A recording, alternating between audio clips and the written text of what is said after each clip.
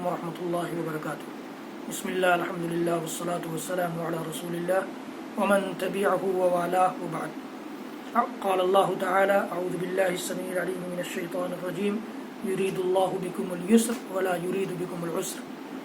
محترم ناظرین و سامعین، اسلامی بھائیوں، دوستوں، عزیزوں، ماؤں اور بہنوں،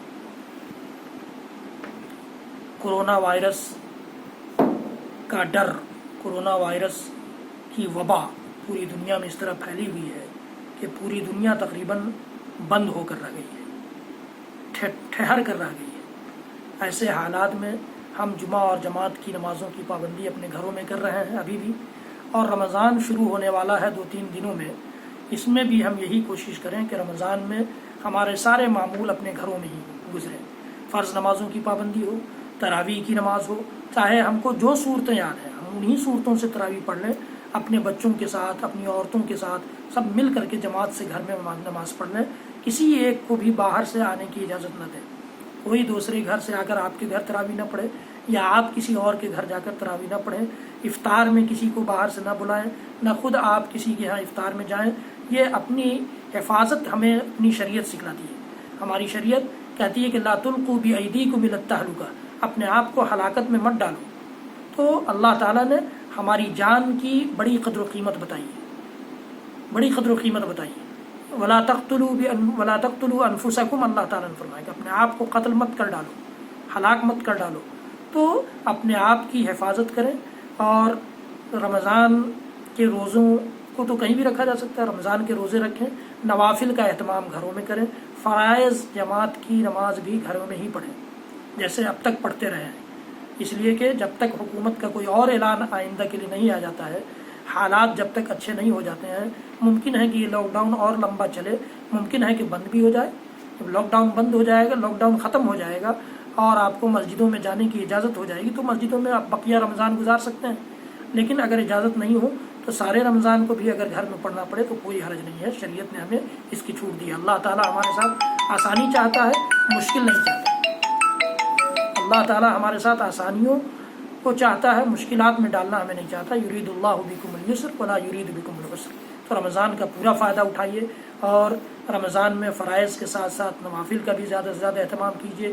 تراویح کی نماز گھر پر پڑھیے، افطار اپنے بچوں اور اپنی عورتوں کے ساتھ کیجیے، اپنے گھر والوں کے ساتھ کیجیے، اور ایسے موقع سے غریبوں کو بھی ذہن میں رکھیے، غریبوں تک بھی ان کے افطار سحری کھانے کا انتظام پہنچائیے۔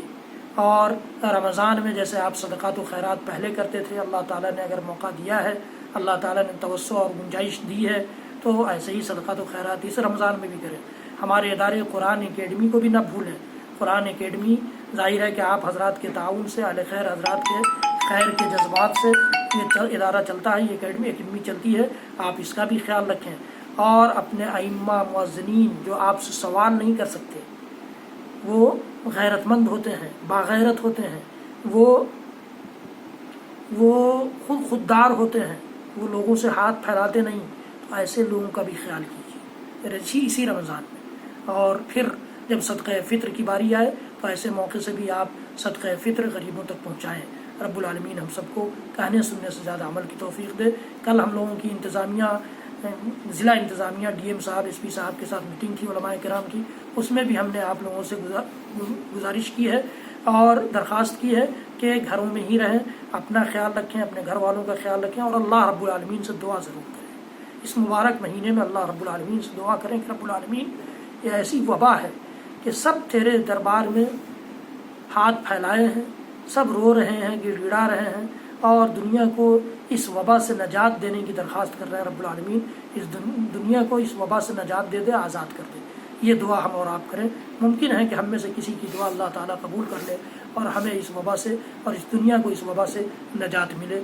رب العالمین ہم سب کی دعاؤں کو سن لے۔ وصلی اللہ تعالی علی نبینا محمد وعلی آلہ وصحبہ وسلم۔ سبحان ربک رب العزۃ عما یصفون وسلام علی المرسلین والحمد للہ رب العالمین۔ آئندہ رمضان سیریز شروع ہونے والا ہے، وہ ویڈیو بھی آپ ضرور دیکھیں۔ رب العالمین ہم سب کو کہنے سننے سے زیادہ عمل کی توفیق دے۔ والسلام علیکم ورحمۃ اللہ وبرکاتہ۔